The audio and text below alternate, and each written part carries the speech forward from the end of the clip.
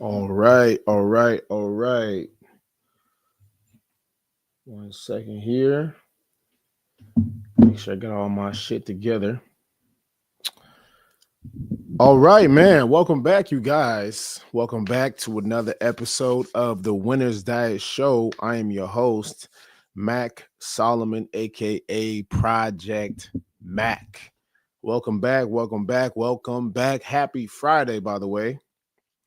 We made it to another weekend. So I hope you guys are having a fantastic week so far going into the weekend. Damn, we're already midway through January, man. It's kind of crazy how time is just going so quickly. So it's crazy how fast time is just flying by, man. So I hope you guys are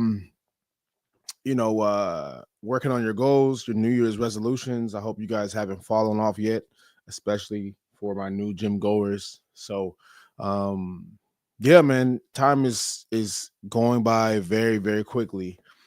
Feeling better. I would say I'm like back normal again, so that's always good. Crazy last couple weeks, man. You guys don't know I was super sick. Um, Felt like I was gonna die. Really, those first couple days of me being sick, man, was crucial. So I'm happy to be finally functioning again and back to our normal self. It's always hard bouncing back after being sick for a long time, man. If you guys been sick for a minute, you guys know what that shit feels like. It's not a good feeling, man. I was down bad for a week and a half. Still try to push through some streaming, got about 2 days in, but man, I'm happy to be finally be just back again 100%. um so yeah, man, I'm hoping to never get that sick again. um One thing that I will say though, when I used to take black seed oil back in the day. This was like 4 or 5 years ago. I was taking black seed oil, and when I was taking that, bro, I didn't get sick the whole freaking year. So that's just a little, blue chip. If you guys want to remain healthy all year round, start taking black seed oil. Black seed oil, that shit will like just revamp your immune system, strengthen it. If it's not already strengthened, then it'll be very hard for you to get sick. And if you do get sick, it might be for like a day or two, but it won't be for like multiple days, like how I was. So I hope to never get like that again. That was crazy. I miss a lot of work. I missed out on a lot of money. Um, and so we just got to get back to it. But anyway, man, we got a great show lined up for you guys today. Shout out to everybody in here. Shout out to everybody in the chat. Please hit that like button, hit that subscribe button if you haven't already. If you guys have any questions about fitness life, man, please feel free to interact. Type it in the chat, put it in. You guys can follow me on Winners Diet Club on TikTok, Instagram, my main page, Project Mac on Instagram. So definitely show us love on there. But we got a great show lined up for you guys today, man. Today we're talking about why celebrities are rewriting the obesity story. So we'll talk about that towards the end of the show, around the 45 to 50-minute mark. But before that, we have our two segments, which is one, the Fit Report, reporting on fitness news, things going on in the fitness industry, fitness world, health world. And then we have the second segment, What the Fitness, which is basically reacting to viral, trendy fitness videos, winner's diet type, videos. And then we have the main topic of the day, why celebrities are rewriting the obesity story. So we'll be breaking that down. Oprah is out here saying some craziness out here, so we have to address that and break that down as well. And then yeah, man, that will be the end of the show. But before we get into that, make sure y'all hit that like button, hit that subscribe button. All right, we already got some trolls in the chat. Call me Diddy. Hey man, Diddy up $400 million. His reputation is in the shitter, but at least he's up $400 million. I'll take that. I'll take that all day. So, but anyway, shout out to everybody in here, man. If you guys are watching, if you guys are just now tuning in, please hit that like button, hit that subscribe button. Please type below fitness questions, fitness concerns. What do you need help with? What are you struggling with? I'm here to assist you. So go ahead and put that in the chat if you have any fitness questions. All right. So I'm gonna give y'all about 5 seconds to hit that like button, please. 5 seconds. All right. Did y'all hit that like button? Did y'all hit that subscribe button? All right, let's get into it, man. So we got the first article of the show. Let's pull it up real quick.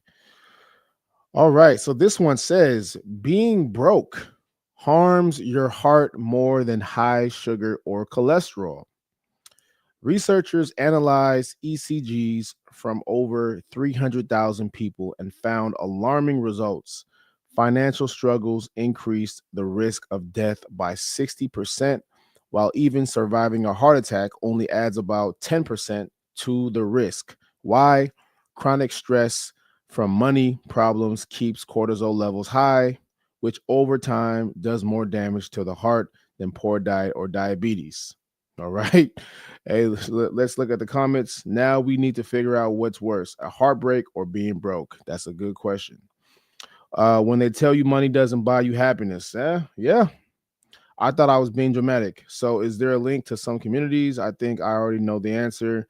So you can have a broke attack. Being broke is the root of all evil. Yeah, man. Listen, being broke is such a it's such a very interesting dynamic. Hello, Haste Brown. Hello, Juki B, even though you trolling. Good morning. But anyway, back to what I was saying, being broke, yeah, man, being broke is one of those things where um it's very difficult to maneuver through life, man, when your finances are not in shape, right? When your finances are not in shape, it's very hard to maneuver through life. It's very hard to just do day-to-day things. And I've been in positions where I was dead broke, like couldn't even buy a Subway sandwich. I couldn't even go and buy a $10 burrito bowl at Chipotle. Well, $15 now.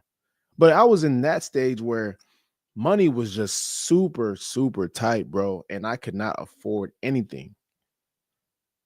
So I've been there, man. It just makes life so difficult and so inconvenient. Things you need, you can't get it because you don't have any money. Things you want to do, you can't do it because you don't have any money. Places you want to go to, you can't do it because you don't have money. So it just lack of finances, man. It just makes life very inconvenient and very, very stressful. So yes, when you're in this stage, my cortisol level was at an all-time high. I was stressed out of my mind from not being able to afford basic necessities, groceries, could barely afford my rent, could barely afford to pay my car note. I couldn't buy any new clothes. Like there's just certain things I just did not have the money for, man. And it made life very, very hard. Very, very hard. To the point where it was to a point, bro, I was considering suicide. It was that bad. And that's what lack of money can do to you, man. So when you look at the question, can money buy happiness? I'm not sure it can buy happiness. It might buy happiness temporarily, but what it does buy peace of mind. That's what it does buy. It does buy peace of mind, and it does eliminate any type of worries, and 98% of your problems will be gone because of money. There's certain things money can't fix, right? Money can't fix relationships. Money can't fix, certain different situations, but 98% of your issues can be solved with just having resources. with just having access to capital.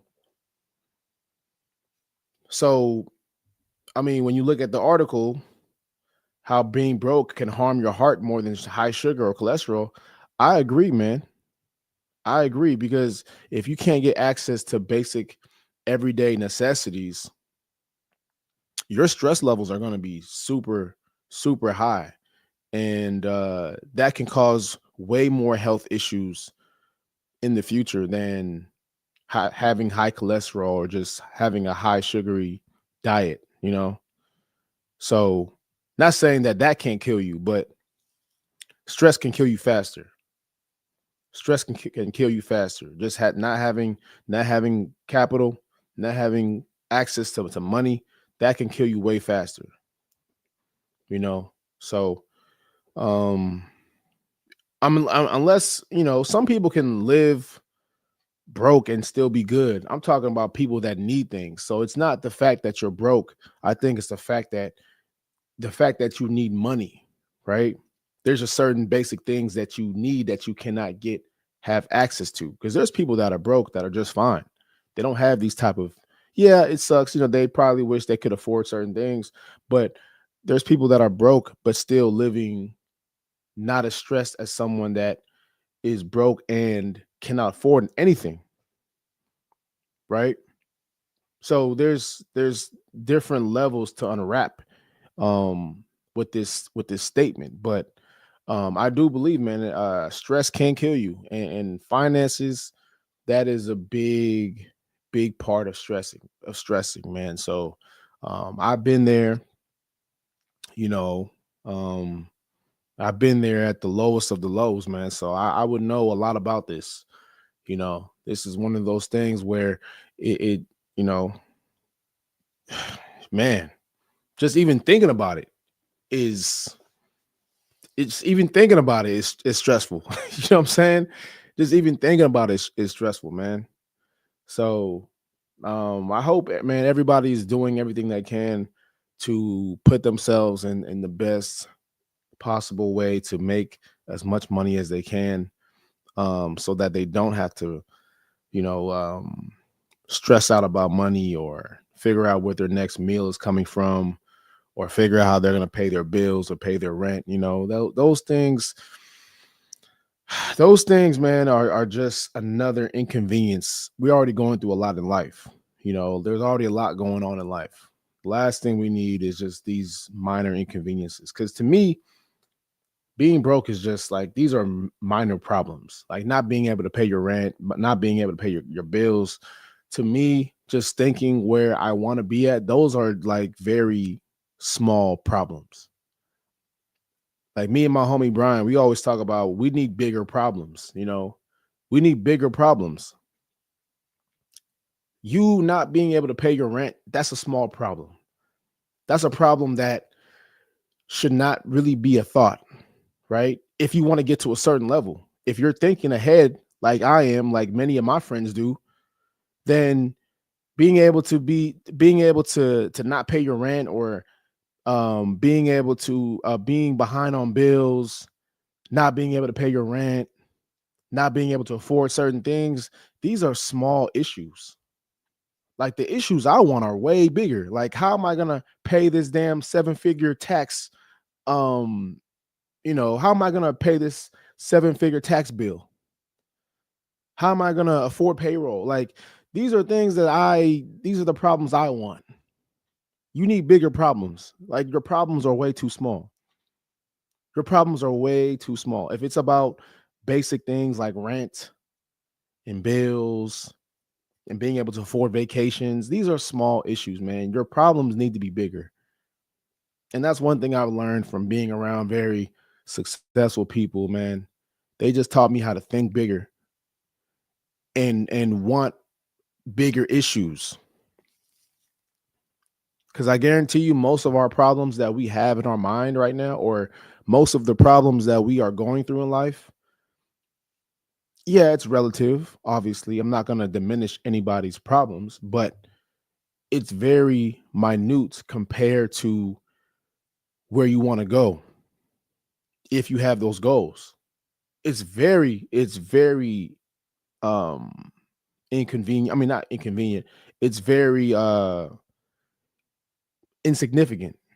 It's very insignificant compared to where you want to go to, so that's just kind of how I think, man. I always think I need bigger issues, man. I need bigger problems. The problems I have right now are nothing compared to the problems I want in the future. Cause that just lets me know the level I've gotten to.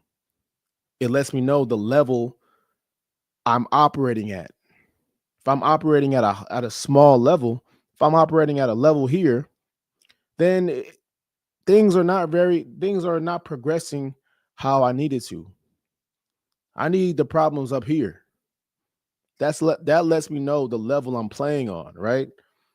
That lets me know that I'm doing everything that I need to do. So we just need bigger problems, man. Being broke should not be one of them.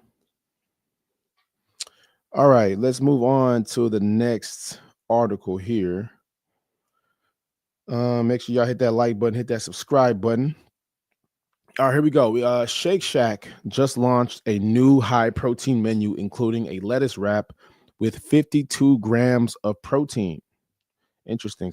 Shake Shack has rolled out a new good fit menu focused on higher protein, lower carb ordering, built around lettuce wrap burgers and chicken options.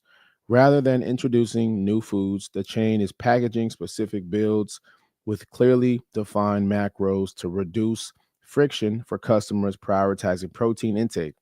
Several options now push protein totals into ranges rarely seen in fast casual burger menus. Double smoke shack lettuce wrap, 52 grams of protein, 5 grams of carbs. We got the double avocado bacon burger lettuce wrap, 51 grams of protein, 4 grams of carbs. Chicken shake lettuce wrap, 27 grams of protein, 11 grams of carbs. I'm not reading all this. All right, for lifters, the significance is practical. Lettuce wrapped double patty builds now deliver 50 grams of protein with minimal carbohydrates, making them viable convenience meals during cutting phases or high protein diets without heavy customization. More broadly, this reflects a shift in fast casual dining towards explicit macro transparency, meeting gym driven demand with numbers that actually matter, not vague health labels. Um, yeah, how about the calories of each burger? I'm pretty sure it's not that much without the buns. Yeah, I'm pretty sure it's heavily full of oils, seed oils, Um, what type of meat are they using? Good idea for them, but I bet the amount of sodium is insane. I was just gonna say that the sodium in the burger is probably insane. But nonetheless, man, this is a very good idea. I'm loving the new approach that a lot of fast food restaurants are coming now with, trying different types of styles rather than coming up with new um, items on the menu. They're now just repackaging what they already have and just making healthier options for people. Because we already know, man, the fast food industry is pretty much cooked at this point, right? You're seeing many shops close down. You're seeing many restaurants go out of business, and that's because they haven't evolved with the times. They haven't evolved with the times, and their pricing and quality the pricing has gone up and the quality has gone down. I remember I went to Denny's, I think like 2 weeks ago, 3 weeks ago, man. And I haven't been in, I haven't been to Denny's in years, right? I'm talking about like early 2000s. It's like the last time I was at a Denny's. But I went to Denny's because it was right there. It was convenient. I was hungry. Me and my homie, we went over there. And I remember just ordering the food, man, and the food came out. I think I had like two waffles and some bacon and eggs, or some sausage and eggs, and it came out, man, and the food just looked terrible. The quality was down. The quality was shitty. Um, the portion sizes did not justify the price, and we just looked at this like, bro, this is a scam. And this is the reason why many Denny's are going out of business.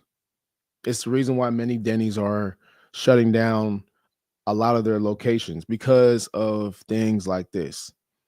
They've forgotten great customer service, great quality of food.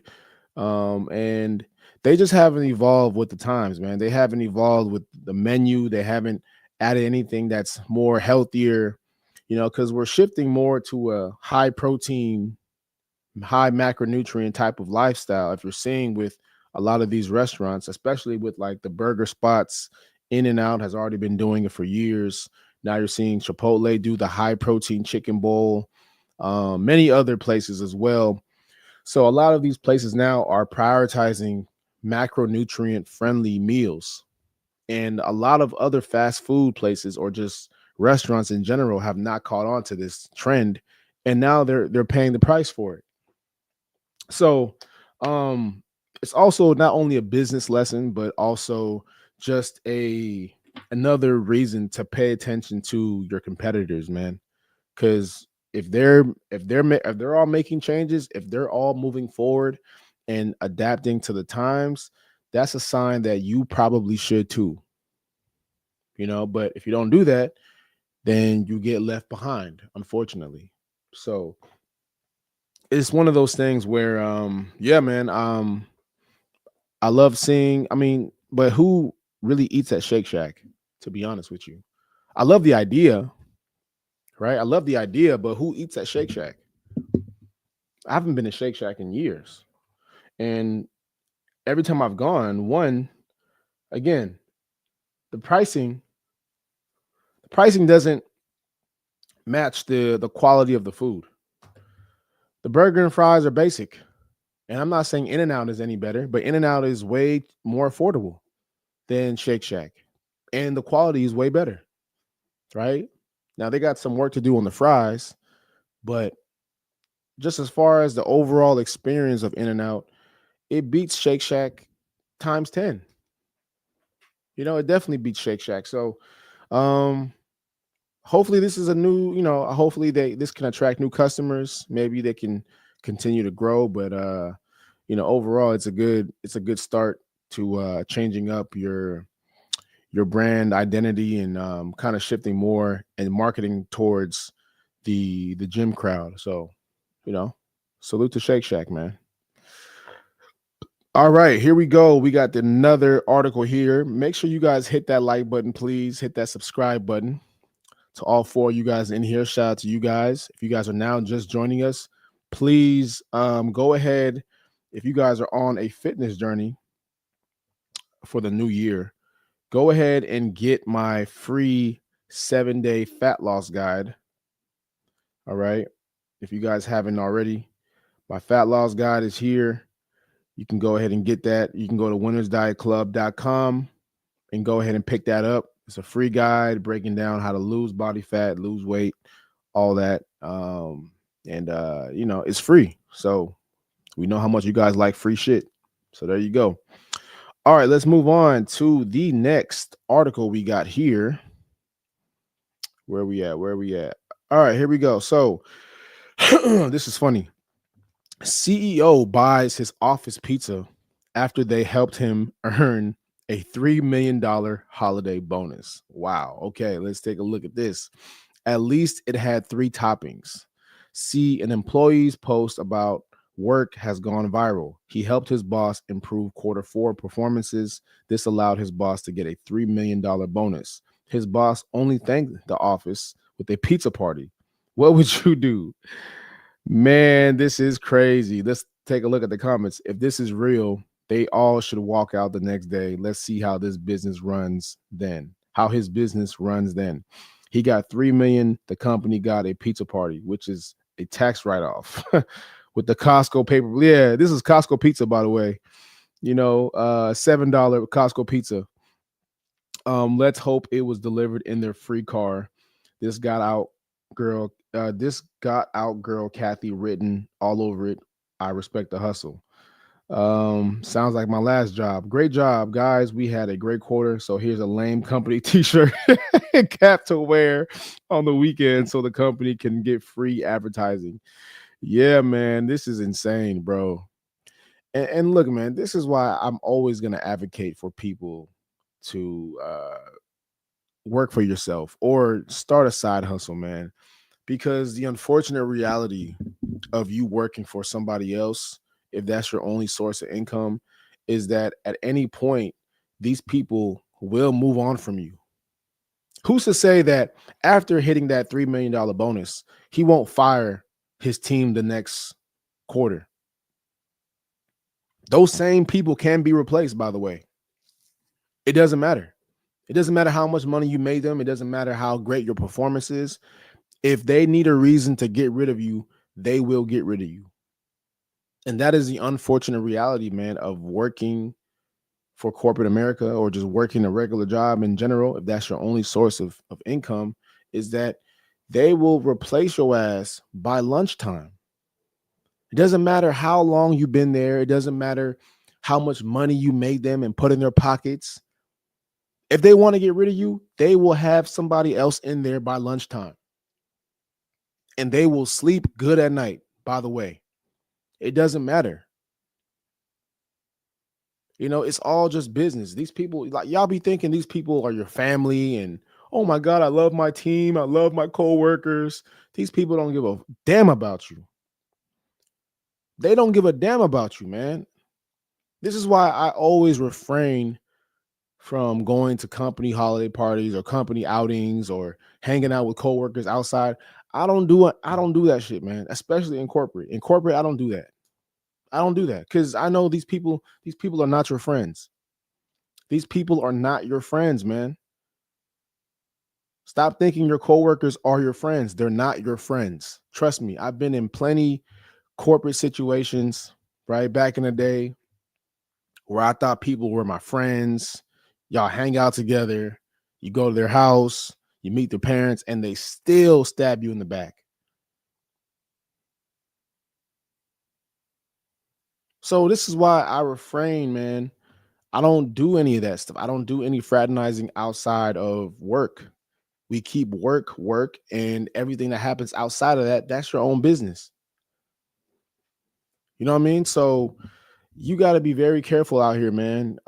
Trusting people and, you know, working hard for a company because they can replace you at any moment. It doesn't matter. It doesn't matter how long you've been there, you know? And you'll never get appreciated how you should either. Think about this. You made him $3 million. How does he reward you? He gives you a pizza party that probably cost him $20. That is a slap in the face. That's a slap in the face. I remember seeing a video of a guy that worked at a 7-Eleven. He worked there for like 20, 30 years. His bosses rewarded him with a thank you card or some shit, some craziness. I'm like, damn, he was there for 30, 40 years. Like, do I get a piece of the company? Like, do I get some equity? Do I get a crazy bonus? Like, all I get is a thank you card? That's insane, bro. And people will settle for this, bro. People think this is cool. People think that this is all they deserve. It's insane to me. It's really insane to me. But um, you know, if this is what you want, man, if this is the life that you feel like you're gonna live, then this is what you can expect. Unfortunately, as long as you're an employee, you're never gonna be treated like someone that is worth anything. They'll tolerate you. They might, you know, give you a couple vacation days, but you're never gonna get the same love or respect as a CEO or the person that runs the company. All you are is just another number to them. And that's exactly how they're going to treat you, unfortunately, man. So um part of the winner's diet, man, is not being able to, you know, be in one position as well, right? Just not being able to be stuck in one area. So when I talk about a pillar of the winner's diet, your habits, right? It's not just about like your day-to-day stuff, the habits that you do to transform your life. You know, are you working on a business plan outside of your job? Are you working on leaving the company at some point? Or you don't have to leave the company. You can have your job, but still be working on a business on the side. But you have to have good habits to do that. You can't come home after your 9 to 5 and then just drink beer and watch the basketball game. You can't do that. Like you have to be working even after your 9 to 5 job. But that's the part that people don't want to that's the part that people don't want to hear. You know, they just hear it's more work. I'm like, to me, it's all about reframing, right? I'm learning about just reframing certain things and looking at things in a certain view. It's not about it's not about more work. Yes, you're doing more work, but it's not about adding more workload to yourself. It's about buying your freedom back. That's how you got to look at it. It's about buying back your freedom. So if you really want to escape the rat race and get out of the matrix, your mind, man, your mind really has to change. The way you look at things, the way you think about things, it has to change. You can't think like the average everyday person, because the average everyday person is mentally a slave. And you can see that through their body. You can see that how they look every single day. They don't take care of themselves. They don't work out. They don't eat. Their diets are trash. You know, they fill their body with poison every weekend. Like, you don't want to fall into that category if your goal is to leave the matrix. Or if you don't want to leave the matrix, if you want that steady paycheck every 2 weeks, cool, but just still have your own thing on the side, because that job is not guaranteed. And we can see that through this economy. These jobs are not guaranteed. Most of these companies are downsizing every single year. Companies that were around 5, 10 years ago are not, or no, are no longer around, or they've downsized significantly. I know a lot of people that lost their jobs because their jobs have closed their doors. A bunch of people, and it's just not it's not something that you want to have to go through. I know people that haven't had a job in 9 to 9 months to a year. You know what I mean? And it's unfortunate because you hate to see that happen to people, man. But it's just the reality of how the world is. Nothing is guaranteed. Even your side business. There's no guarantee that is going to pop off or make you extra money, but you won't know until you try. Like, you still got to give yourself a chance. If you don't give yourself a chance, how are you going to, how would you ever know? So I'm all for about just putting yourself, man, in positions where you don't have to rely solely on the job that you're working at. You can still have your job if that's what you want. Cool, get your benefits. But man, having your own hustle, having your own thing on the side is a must, man. Is a must. Is a must. Whether that be stocks, real estate, starting a side business, side hustle, just do something, man, that can generate you extra money, because the efforts that you put in at work, I hate to say this, but it's never going to be appreciated to the level that it's deserved. It's never going to be appreciated to the level that it's deserving of. Unfortunately, they'll give you a pat on the back. They'll say thank you. They'll give you a pizza party, but it's never going to be appreciated to the level that it's deserved to be. So that's just what it is, man. All right, let's move on. Appreciate you guys for tuning in and tapping in. If you guys are in here, please hit that like button, hit that subscribe button. If you guys have any questions about fitness, please put it in the chat.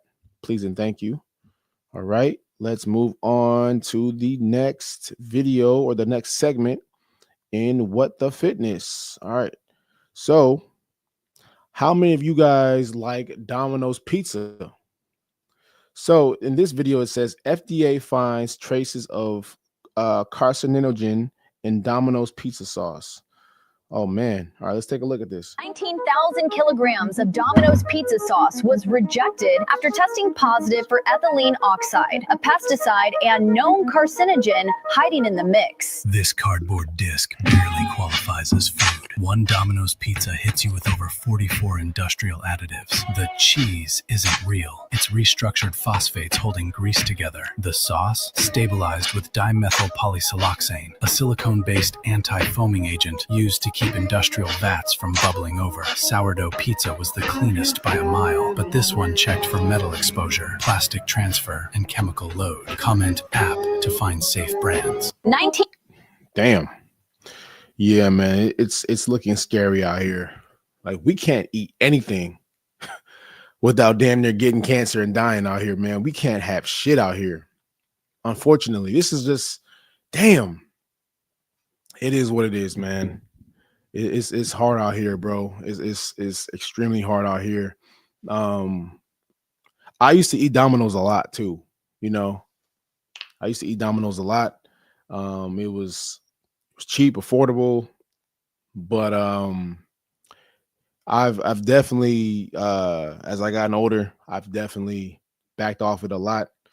Haven't had it in a while, and I probably won't have it really ever again because it's not the best pizza. But yeah, man, it's unfortunate, but you got to realize, man, a lot of people eat these things religiously, right? A lot of these people will eat Domino's pizza, they'll eat fast food, you know, they'll eat junk food, and they're not aware of what's actually in there. Not only is it high in calories and just empty calories, but you have to look at the ingredients that's in there, the pesticides, you know, the cancerous, like there's just a lot of things in there that is just fake food, fake ingredients. I don't know where it's from. It's metal. It's like melted metal in the pizza, rubber, you know, and we find this fulfilling. We find this to be something of a delicacy, you know, and it's unfortunate, man, how far we've come with just how food is made and produced, and now it's being served to us like, you know, we're just cattle, you know, we're just pigs. We just eat anything. And it's very important that we watch what we eat on a day-to-day basis. I wouldn't even recommend eating this as a cheat meal. That's how bad these things are for you. I wouldn't even recommend you eating this as a cheat meal because just of what is in there and the ingredients that's in there.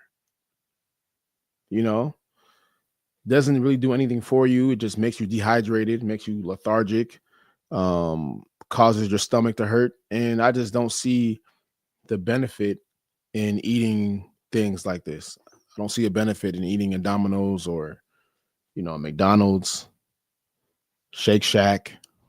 Well, not so much Shake Shack, but, you know, Wendy's, Taco Bell. These are all just food waiting to kill you, basically. But, you know, it is what it is. Most people won't learn until something bad happens to them. But if this is part of your diet, if you're eating this multiple times out the week, man, you are insane. You're insane. All right, let's move on to the next video here. Shout out to everybody in the chat. Make sure you hit that like button, please. Hit that subscribe button. All right, we have a video here of CEOs ranking good and bad gym franchises. I think we had a video like this earlier on, but let's hear from the CEOs on what they have to say about it. Versus bad franchises. Planet Fitness. Bad. You need $3 to $4 million just to open the doors. Unless you have massive scale, the ROI takes forever. Damn, $3 to $4 million for a Planet Fitness, and you're never gonna make that money back. By the way, just letting you know, you're never gonna make that money back. Mainly because the memberships are like 10 to 15 bucks a month, so you're never gonna make that money back. You're gonna be in the hole forever. That's just a write-off for, you know, bigger companies, that invest in businesses. So that's just a write-off. But you're never gonna make any money as a franchise owner of any Planet Fitness. Anytime Fitness. Good. Flat monthly royalty fee means you keep more of your revenue. Low overhead, high margin. Gold's Gym. Bad, iconic name, but the massive overhead and operational costs crush your profit margin. Club. Yeah, Gold's Gym. I mean, that's why Gold's Gym got bought out by EOS. EOS decided to take over, buy them out, because Gold's Gym was never really profitable. They've only really lasted this long based off of their name, their brand. You know, obviously the Mecca in Venice Beach in LA, that's always been around. But Gold's Gym has just always, I would say since COVID, you know, maybe I'm wrong, but I just think they haven't recovered since COVID, and that's why EOS came in and took over. Of Pilates. Good. Reoccurring revenue model with a small footprint. It's a cash flow machine. Club, hey, Pilates is another good investment, man. You know, there's Pilates. I would, you know, in LA, they're everywhere. So I don't know. The competition market might be a little different, but Pilates studio, you know, that might be a good investment. Definitely in a rich ass area. But 45 Training. Bad. Costs to get started are way higher now. People aren't sticking with it, and the hype is dying down. 9. yeah, F45 not as popular as it used to be prior to COVID. I know a lot of celebrities have invested in there. I think Mark Wahlberg is an investor, but I'm pretty sure he's sold his shares by now. 9 Round Fitness. Good. You don't need many employees, the sessions stay full, and the business runs efficiently. Want to find a Yeah, 9 rounds. Whenever you have a business model like that where you can like have classes, that's always a good model, you know. And if you have open gym as well, that's also another good way to profit. But gyms in general, man, I would stay away from gyms in general. If I had money, depending on what I wanted it for, right? If it's just for a write-off, I know this shit is not gonna make no money, then whatever. But like I said on the last stream, investing in a gym might be the worst investment you can do. So there's certain gyms that will make money, but more times than not, most gyms don't make money. And that's mainly because the business model is bad and the startup fees are too high, so you don't have much margin in the end. So is what it is. All right, let's get to the next and final video in What the Fitness. All right, we have a woman here. Let me refresh this. We have a woman here that says, I can never pay that much for a gym. I can never pay that much for a gym. I can never pay that much for a gym. That's literally the point. I pay it so you're not there. I can never pay that much for a gym. I can never pay that much for a gym. That's literally the point. I pay it so you're not there. Yeah. Again, I'm always going to encourage people to go to whatever your goals are, right? If you don't care about the gym that you go to, this really isn't for you.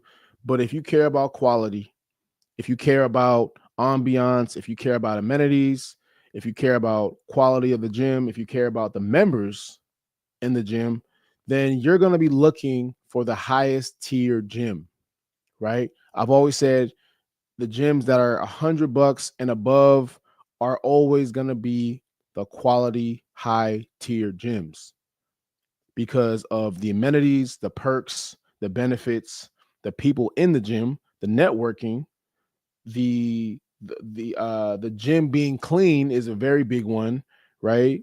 Cleanliness is a very big part of any gym that I go to.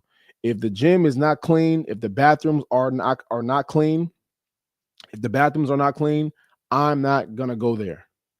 That might be the biggest reason I go to any gym. I don't like to feel like the gym I go to is dirty, is disgusting. Like I hate that. It's the most uncomfortable feeling you can have, going to a gym where it's not clean, the bathrooms are not clean, you know, there's toilet tissue everywhere. Like that is the worst feeling ever. So I always got to make sure any gym I go to, it has to be clean. I don't care If the sauna is there, if it's not clean, it doesn't matter to me. But back to the video, if you care about these things, then you're gonna go to a higher quality gym, $100 or more a month, right? Not to mention the people in the gym.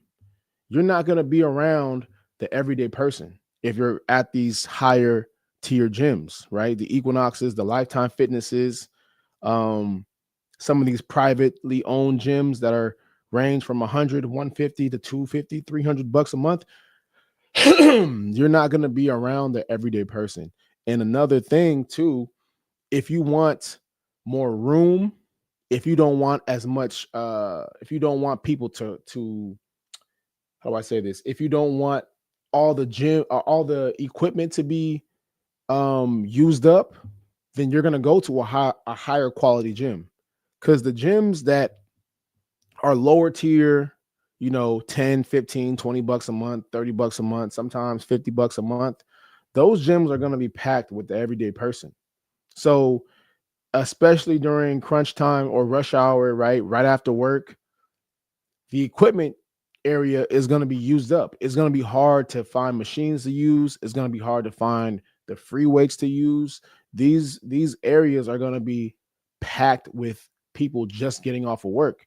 When you're in these higher quality gyms, you're not always going to find that, right? You're not always going to find everybody in there at 5, 6 p.m. Yeah, it'll be busy at times, but you'll still be able to get machine working. You'll still be able to have, more room to work out in. When you're in these lower tier gyms, everybody's in there because everybody can afford it. So you want to be in places where everybody can't always afford it. If you can afford it, right? That's where I want to be. I want to be in places where not everybody can afford to be in, because it just means more abundance, and it's not crowded, man. I hate being in places where it's super crowded. That's just a pet peeve of mine, especially the gym. I can't go to a gym where it's always crowded, you know.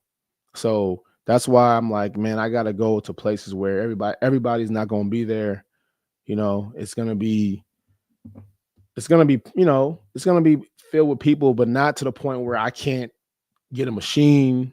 I can't work. I can't use a cardio machine. I can't do this. So, and the type of people that's in there, you're not gonna be around the hood rats and the people that want to start trouble, that want to start fights. The only time, look, man, the only time you will ever see a fight is in a lower quality gym. You're not gonna see a fight at an Equinox. You're not gonna see a fight at a Lifetime. You're not going to see a fight at a members only club. You're only going to see fights. You're only going to see big arguments at the lower tier gyms. The 10, 15, 20, $30 a month, those are where all the BS is going to happen. Because everybody can be there. Everybody can afford it. You want to be in the places where not everybody can afford. It just makes the experience a lot better. I'm not saying that there's not going to be any arguments in higher quality gyms. Of course, right? We're humans. But as far as like physical altercations, you won't see physical altercations. You won't see guys pulling out knives and guns, threatening you. You ain't going to see that at these higher end gyms, man. It just doesn't happen. It doesn't happen. I've been in plenty of these gyms. It doesn't happen. People are peaceful. They're minding their business. Like they're not thinking about you. But when you're in these lower end gyms where the gym membership is cheaper, you're gonna get that type of crowd. You're gonna get that type of energy because now you're amongst everybody. I don't want to be amongst everybody. So, if that's your goal, then yeah, you want to be at these higher end gyms, because I don't want to be around these folks. Not me. So that's just me, man. So, she's right. All right, man. We are at the 50-minute mark. Shout out to everybody in here. Shout out to everybody tapping in. Let's get straight to it, man. Today we are talking about why celebrities are rewriting the obesity story. So A few days ago, a few streams back, I talked about how, um, you're having now more celebrities endorse the GLP-1 drug.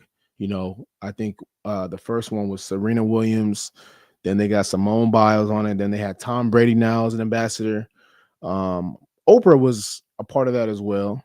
But the problem now, man, what's happening now is we're seeing a revamp in what was once the body positivity movement. Now you're seeing a revamp in it now with the weight loss drugs. Now you're seeing these weight loss drug companies come in and trying to revamp that whole narrative of, loving your body to the point where now it's, hey, it may not be you overeating. It may just be the obesity gene. It might be just be genetics. So here, take this pill that will combat that, and you'll get skinny. You'll get healthy. So now you're seeing this narrative play out in real time, because these companies are now throwing big money at a lot of these celebrities. And the problem with this now, and the problem with the body positivity movement, is that both campaigns are ignoring the main factor in you being overweight, and that's responsibility and accountability. They're never going to acknowledge that because it kind of defeats what they're pushing. It goes against their agenda, you know. And celebrities now are not having the same, power as they used to have in the, back in the day. They still have power, they still have a voice, but it's not as strong as it used to be. So now you're seeing a lot of people now come in and speak out against celebrities. They're now calling them out on their BS, their lies, because now people are waking up and they're understanding there's too much information out here.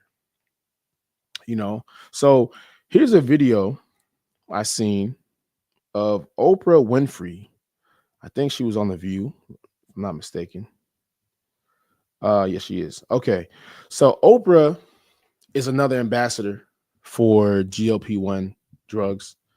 And she was on The View talking about what she learned from obesity and everything that she's went throughout the years. So let's take a look at what Miss Winfrey has to say about it. I was overeating. I was standing there with all the food noise, what I ate, what I should eat, how many calories was that, how long was it going to take. I thought that that was because of me and my fault. Yeah. Now I understand that if you carry the obesity gene, if that is what you have, that is what makes you overeat. You don't overeat and become obese. Right. Obesity causes you to overeat. Right. Obesity causes you to have all of that food noise. And what the GLP-1s have done for me, and I know a number of other people, is to quiet that noise. Yeah. All the Oh my goodness. Oh man. Did y'all hear what she just said? Let's take a look at this again, because I want to replay this. Let's take a look at this again. These years, I thought I was overeating. I was standing there with all the food noise, what I ate.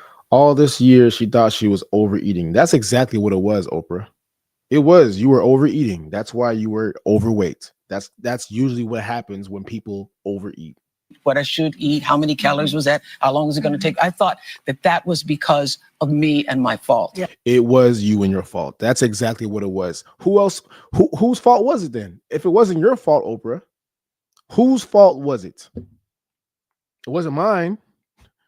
It wasn't Stedman's. So whose fault was it, Oprah?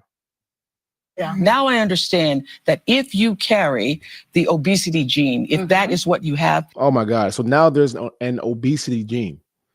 Now there's a gene from your DNA that makes you fat. Now there's a gene in your DNA that causes you to overeat. What gene is that? Can somebody pull that gene up? Is there scientific facts behind this? Is there scientific studies behind an obesity gene? Why am I now just hearing about this? That is what makes you overeat. You don't overeat and become obese. Right. Obesity causes you to overeat. Right. Oh, okay. So you don't overeat and become obese. Obesity causes you to overeat. So being drunk causes me to eat, or being drunk causes me to drink, right? Is that what you're saying? Being a drugged up junkie causes me to do drugs. This is the logic behind what she's saying. This is very interesting. And this is very dangerous, by the way. Right. Obesity causes you to have all of that food noise. And what the GLP-1s have done for me, and I know a number of other people, is to quiet that noise. Yeah. Quiet that noise. How does it quiet that noise, Oprah? Please expand on that. How exactly does GLP-1 quiet the noise of the obesity gene? You see, these people talk in circles. They say things that sound smart to dumb people. Oh, I don't want to say dumb people, but they say things that sound smart to ignorant people. This is what is happening now in the health world, because now there's a big bag behind it. Oh, like I always say this shit, man. Always follow the money, man. Always follow the money. Whenever you see multiple celebrities behind an agenda, behind a campaign, there's usually a big bag attached to that, especially if that campaign came out of nowhere. Like, why are they promoting HIV medication now? You know, why are they promoting this? Like, there's usually a humongous bag behind what they're promoting. You know, I've seen Cardi B promote HIV drugs. I've seen Tamar Braxton, Keke Palmer, you know, and now you're seeing Tom Brady behind the GLP-1. Now you're seeing Simone Biles. Now you're seeing Oprah Winfrey. And there's going to be more celebrities that are going to come out and push this. But if they're really smart, they go after the big streamers. They go after the big YouTubers. Those are the people that really have the biggest voice and biggest power now. Celebrities have power, but they don't have as much power now as these big YouTubers, as these streamers. But they still think that celebrities is the end all be all. They're more credible. You know, people don't really respect YouTubers and streamers. That's just fact, at least not in the entertainment industry. You know, they don't respect them. So they're never going to have that same, we're never going to push that crazy bag on you, because they just they don't believe that you have the same buying power as an Oprah, a Tom Brady, a Cardi B, you know. But there's always going to be a big bag behind you pushing out an agenda, because most of these celebrities are broke. You know, they're not making as much money as you think they are, or if they are, they're spending it just as fast. So they're always going to jump on an opportunity that they don't believe in for a check. You know, and they're going to push it down your throat because they know you're ignorant, and they know that you're not going to do the research, and that you need an out for your lack of accountability. So when she says, "Oh, it's not my fault. It wasn't my fault that I was overeating. It was the obesity gene. It was a gene I had." So what happens is now the GLP-1 drug is going to quiet that noise, whatever the fuck that means. Whatever that means. So this is what you're getting now, man. You're just getting more lack of accountability. You know, and you're getting more public figures increasingly frame obesity as it's biological. It was already in you. It's in your DNA. You know, and overeating and the behavior behind overeating is always going to be downplayed and removed from the conversation, because it goes against what they're promoting. You know, and this is just what it is, man. They're going to normalize this behavior. They're going to take away accountability from people that need accountability, and they're just going to create more victims. This is just typical business, man. They got to scare you into this. They got to make you feel like, you know, it's not your fault. You know, it's somebody else's fault that gave you this gene. It's your dad or your mom, your family members. Like, it wasn't your fault. despite the fact that you eat out multiple times a day, you don't move your body, you drink every weekend, you eat like shit, you know, you don't drink water, like, but it's not your fault though, right? It's never your fault. But this is what they're gonna push on you. This is what they're gonna promote to you. It's the same thing as the body positivity movement that started about 10 years ago. It's just now getting revamped because of this new phenomenon in GLP-1. So I hope if you guys have a brain, if you guys understand how the body works, that it's simply calories in versus calorie out. You have to burn more calories than you consume. And that's through being in a calorie deficit. That's through working out 3 to 4 times a week. That's through getting enough sleep and drinking enough water. You guys, all of this is scientific. It can be backed by science very easily. What they're saying cannot be backed by science. So you can always tell if somebody knows what they're talking about, especially in the fitness world, if what they're saying can be backed by science. If it can't be backed by science, they don't know what the hell they're talking about. That's all there is to it. And you have to find a new way of getting information. And I'm surprised to me that people are still falling for this with how much information is out here. But people, the problem with the information that's out here that kind of works against us is that it forces you to take accountability. This, what they're promoting to you, forces you to not take accountability. It gives you an out. It gives you justification to not take accountability.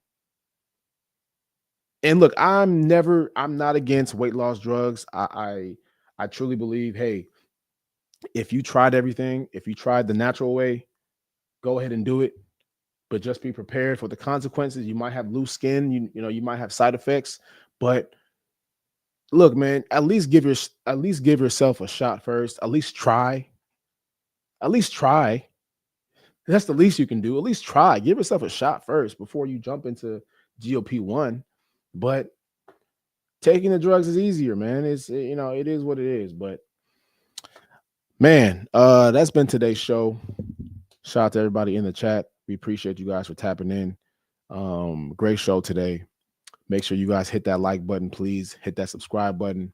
If you guys have any questions about fitness, about today's show, man, please put it in the chat. Let's talk. Let's chop it up. If not, then we'll see you guys next week. You guys have a great rest of y'all weekend. I will see you guys again soon. Peace.